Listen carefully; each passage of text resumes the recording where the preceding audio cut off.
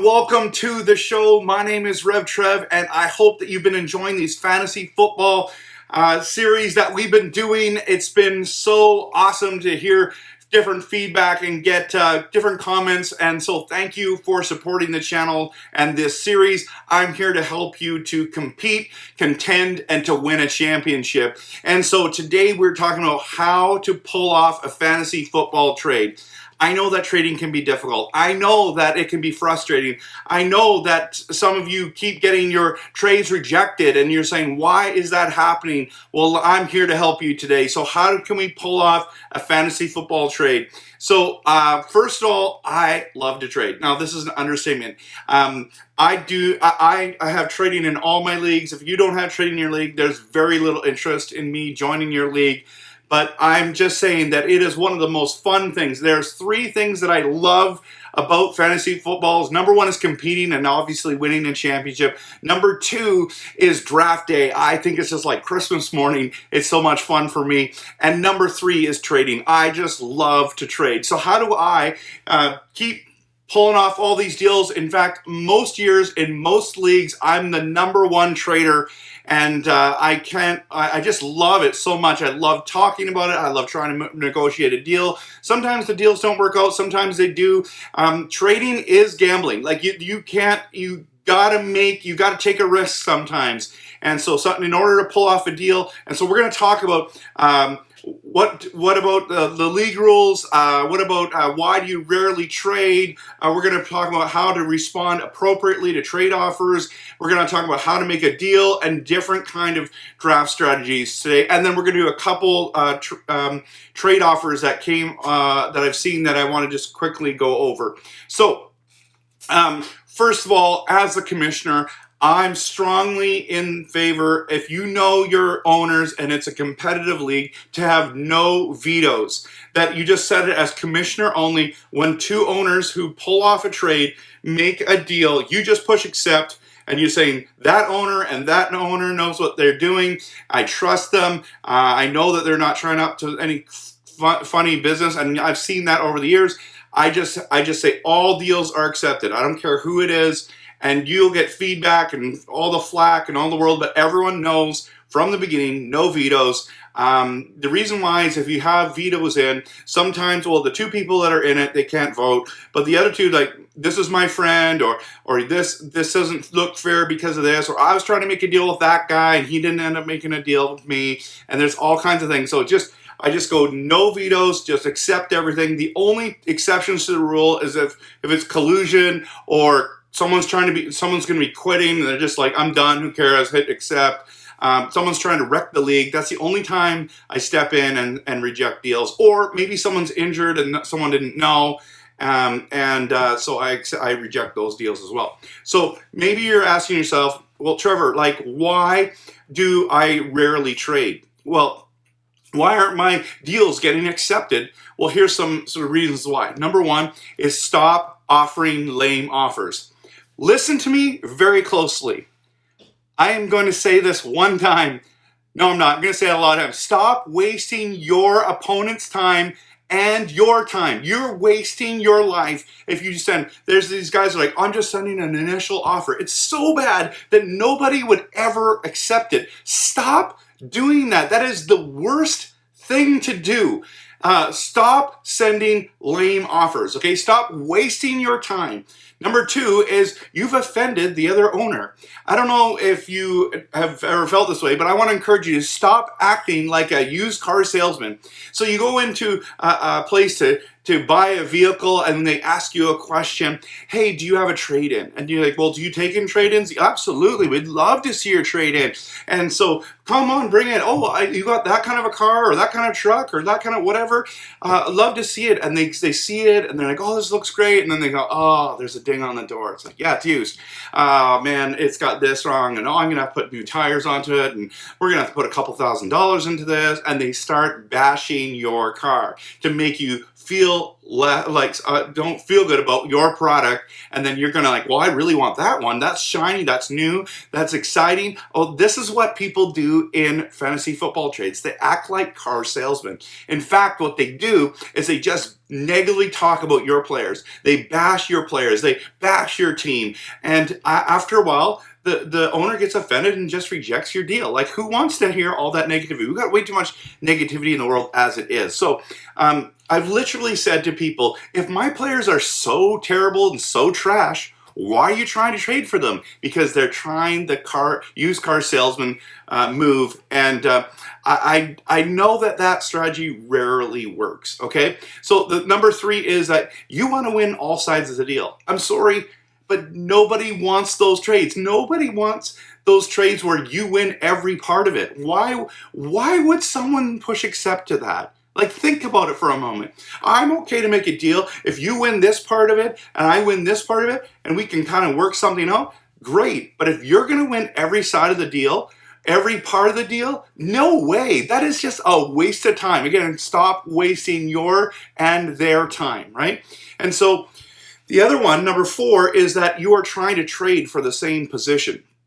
This rarely works. I'm telling you, quarterback for quarterback might work depending on needs and different values, but running back for running back or wide receiver for wide receiver rarely, if ever, works, because if you're asking for the better player, then they're going to just reject it. Like, why would they do that? Now, there are exceptions to the rule, okay? Sometimes there's some homer deals. For example, and I just want you to know, everyone has offered a bad trade before, right? And so you're not a horrible person if you've offered a bad trade, but let's stop offering bad trades. Let's start offering good trades. So, like, for example, this week is our draft. One of my friends missed the draft, which is obviously difficult to... I mean, you get what you get. If you didn't pre-rank, it's your fault. But he was number 10 and went 10, 11 and they drafted for him Devontae Adams, Tyreek Hill, and then they went and gave him Waller. And then instead of drafting him a running back, he ended up getting Allen Robinson. So 3 out of 4 rounds he got wide receivers, right? And so what his running backs are really bad in my opinion, Gus Edwards and Mike Davis. Now they're okay for number 2s or maybe flex options, but as starters, that's really tough to be going on. So he really needs to trade one of his wide receivers. But because he's a Seahawks fan, I drafted Metcalf, and because I'm a Packers fan, I offered him DK Metcalf straight up for Devontae Adams. Now, I know that I'm going to win that deal, but sometimes guys just want to make that deal happen, right? And so they're like, I want to cheer for my guy, right? And it's not that it wasn't a horrific offer. I knew he was probably not going to take it, but at the end of the day, he rejected it because he was going to lose that deal. I've accepted offers that I thought I might lose. For example, back in the day when Antonio Brown was the best wide receiver in the NFL, a guy offered me Antonio Brown, and I was getting Jordy Nelson in return. And he was a Steelers fan, and I was a Packers fan, and I pushed accept on that deal. I think we had some quarterbacks in it as well, but I took that deal because at the end of the day, I wanted to watch Jordy Nelson every week and cheer for him and have him on my team. So sometimes people do that, and it's okay. So those are the 4 reasons why people don't want to trade with you. Now, I want to encourage you today to respond appropriately to trade offers. If you've received a lame offer, like a lopsided, unfair, unrealistic offer, just hit reject right away. Don't just let it sit there, but maybe you want to add a comment. You don't have to. Sometimes I just say, no, thank you, and I hit reject. Or sometimes I start getting frustrated with the lame offers, and I say, this isn't even close to realistic. You must think I'm stupid. Maybe you can put on what planet do you think that this would be a reasonable offer? I mean, I don't know what you're going to say there, but sometimes you can just say not even close, or just quickly hit that. So my advice is if you get a bad offer, just hit the reject button quickly. But some people get so tired of these bad trade offers, they actually let it sit. in spite.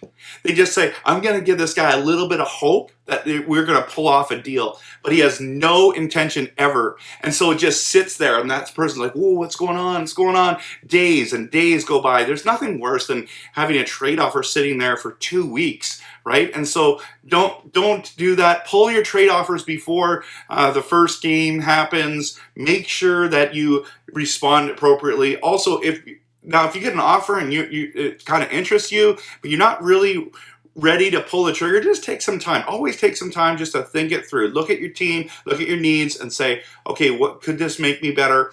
And then if you don't want to do it, hit reject. Don't feel bad. But maybe you're interested, but it's close, but it's not. So the third thing I would suggest is that you counter. In fact, I almost always encourage you to counter. If it's so unrealistic, sometimes people just offer really unrealistic offers to tell them, like, you're out to lunch here, and then they don't still get it. But anyways, offer something more realistic. That would be good. Or maybe it's already close and say, hey, I don't really like that deal, but this deal I'd be open to. And then the fourth one's, of course, if you like it, hit the accept button, if that's going to work for you. Ever offered a guy an offer and he hit the accept button within the first minute, and you're like, maybe I shouldn't have offered that. Maybe I was offering too good of a deal there. Well, you take the chance there. So how do you make a trade offer? How do you make a trade, an offer that will get accepted? First of all, as you've already heard, is send realistic offers, okay? If there's no way you are not going to ever make this deal, then there's probably no way that person will ever push accept on that deal. And so I want to encourage you to send realistic offers. I want to say it again, stop wasting your time with lame offers. Send realistic offers. Now, the next thing is that we need to look at their team and look at their needs. If they're weak in a certain area, go and offer them something that's going to help them. Why would they ever want to do a deal where you win all sides of the deal, or it only works in their favor, makes them worse? That's just the dumbest thing, right? So one of the strategies I do is I ask them, hey, I'm interested in making a trade with you. These are a couple of the players I'm looking for I'm interested in your team. What are some of the players on my team that interest you as well? And then you can go from there and you can negotiate and see if you can work something out. And of course, the last one on how to make a deal is just be respectful. Sometimes people don't understand, when you burn those bridges, they don't ever want to trade with you again.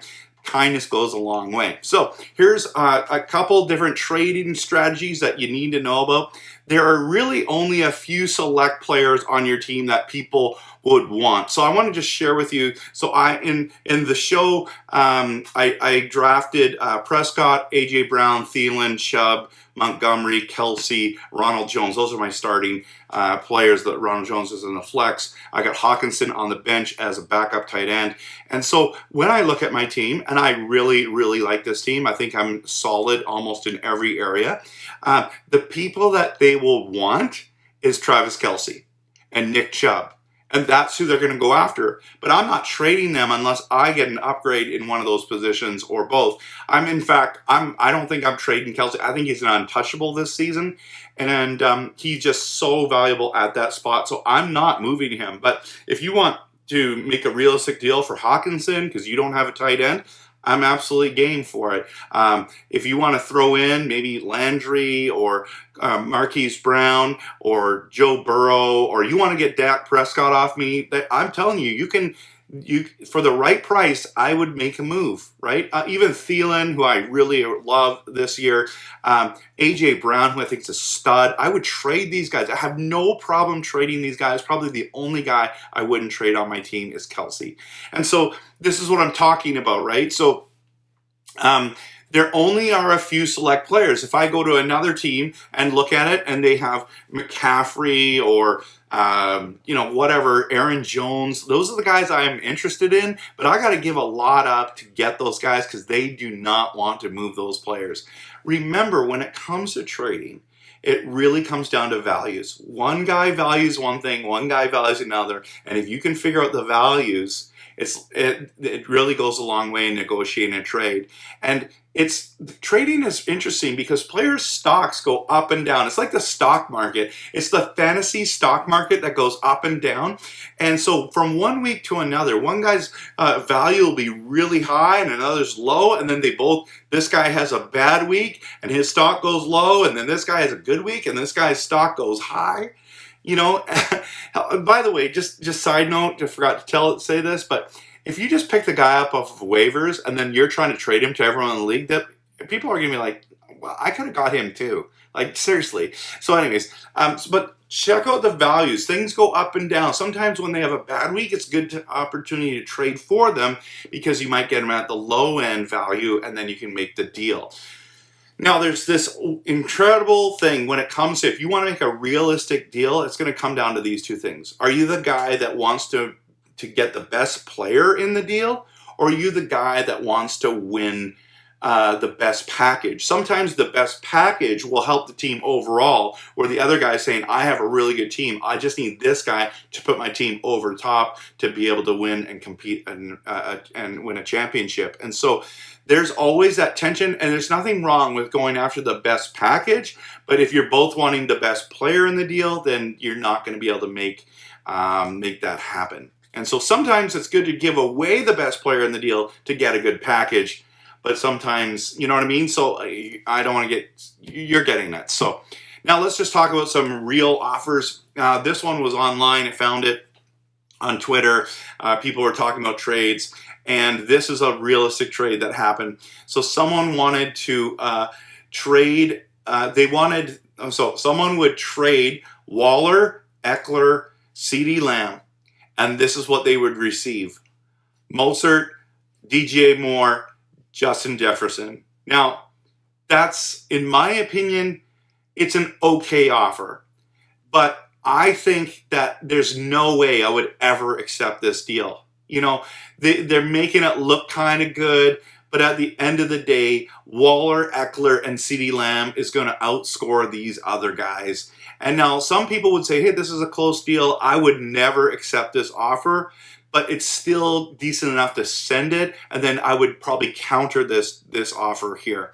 And so this is one of those ones, it looks good at first, and then all of a sudden you start looking at it, I'm like, that's not good. And I don't know, maybe this is a pre-draft or post-draft deal or before the season deal. When is a good time to trade? Any time, in my opinion, is a good time to trade. I'll do up to the last minute. I've made last-minute trades. I've made before the season trades. I've made the bye-week trades. You always got to pay attention to bye weeks, by the way. That's a big deal. Then there's another trade. Last trade I want to talk about today actually happened in our league before the draft. We had Uncle Rico offer Dalvin Cook to Vic's Doggy Daycare for McCaffrey. Now, I want you to know that's a good deal. That's a realistic deal. But the reason why I got rejected was two things. One was it was the running back for running back option.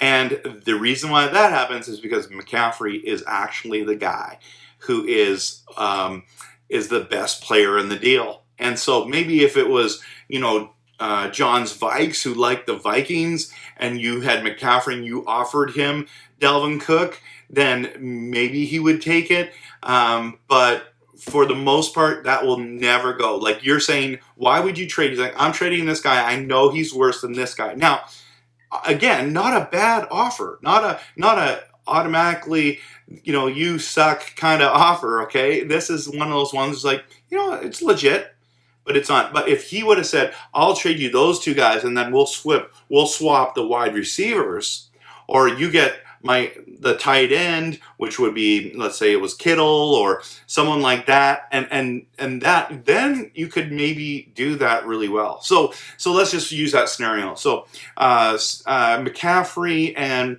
Robert Woods for Dalvin Cook and let's say Hopkins. I think that's where you make that deal happen. Now you might say, well, I wouldn't do that deal. It's like, okay, well, then you're not getting the trade because you can't win all sides of the deal. Anyways, I hope this video helped you. And man, I'm so excited about fantasy football this year. Please like, comment, subscribe, and let me know. Put in your trade offers that you got.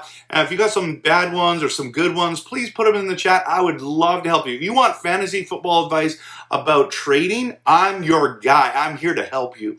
Anyways, thanks so much for watching. So glad you're a part of this. And of course, we're going to be making tons more content, so make sure you subscribe to the channel.